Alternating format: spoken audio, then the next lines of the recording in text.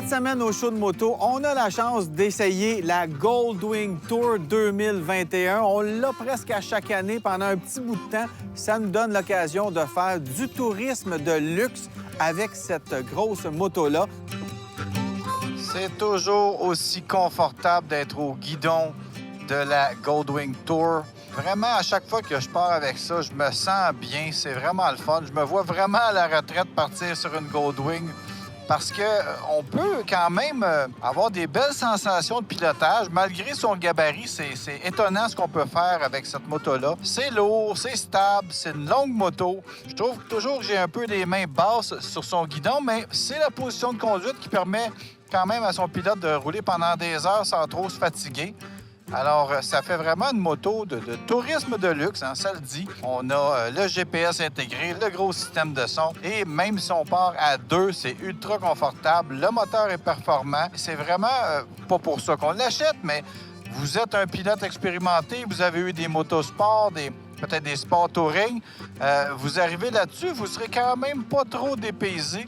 On est loin d'être sur une motosport, mais c'est quand même étonnant de voir à quel point ça peut se déplacer rapidement, cette moto-là. Une fois que vous allez être familier avec le gabarit de la moto et le poids, bien, vous allez quand même être capable de faire quelque chose, de vous amuser si vous partez en solo pour une petite journée.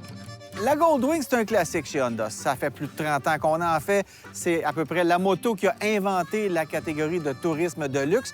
On l'a redessinée dans les dernières années. Et quand c'était sorti, je me rappelle, on avait été étonné de voir que l'espace de rangement, la valise supérieure, les valises latérales avaient été pas mal rapetissées, ce qui ne plaisait pas à la plupart des gens qui font de cette moto leur véhicule pour partir pendant une semaine ou un mois.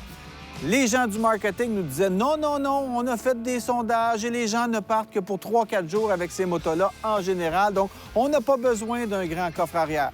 Curieusement, ça a changé maintenant et on est revenu avec une valise supérieure beaucoup plus grande, des valises latérales aussi qui donnent plus d'espace. On a 11 litres de plus cette année sur le top case du Goldwing Tour. Donc, on peut mettre 2 casques intégrales là-dedans sans aucun problème. Au niveau du moteur, il n'y a pas de changement cette année. C'est vraiment la même chose. On a par contre ajouté, en plus du reculon électrique, on peut faire avancer cette moto-là sans utiliser le moteur. Donc, vraiment juste sur la batterie, si on veut la placer dans le garage, si on veut sortir d'un stationnement, ça peut être très pratique. Et sinon, le confort, c'est encore ce qui est à l'avant-plan sur la Goldwing. Cette année, on a amélioré aussi le siège. Donc, un beau siège vraiment superbe. Ça fait une moto qui a de la classe, qui impose par sa présence. Là, vraiment, visuellement, c'est une moto que les gens remarquent. Grosse moto et l'éclairage avant. On a des phares pour éclairer des centaines de kilomètres au loin. C'est vraiment très pratique quand on fait du tourisme parce qu'on ne sait jamais à quelle heure on va terminer notre randonnée, à quelle heure on va arriver à l'hôtel qu'on cherche dans les petits chemins. Donc, c'est pratique d'avoir un bon éclairage à l'avant de sa moto. Au niveau du confort, bien, on a ajouté un siège avec un revêtement qui ressemble à du suède. Je pense pas que ça en est réellement, mais c'est vraiment un très, très beau fini. Alors, ce qu'on a ici, c'est la Goldwing Tour. Si vous avez un peu de difficulté avec les appellations, il faut savoir que pendant des années, cette configuration-là, ça s'appelait la Goldwing. Ensuite, Honda est arrivé avec une Goldwing sans valise supérieure. On l'a appelée la F6B, B pour Bagger. Donc, c'est vraiment un type bagger, pas de top case en bon français. Quand on l'a revampé il y a quelques années, on est arrivé avec l'appellation Goldwing Tour pour ce modèle-là, parce qu'on fait du touring.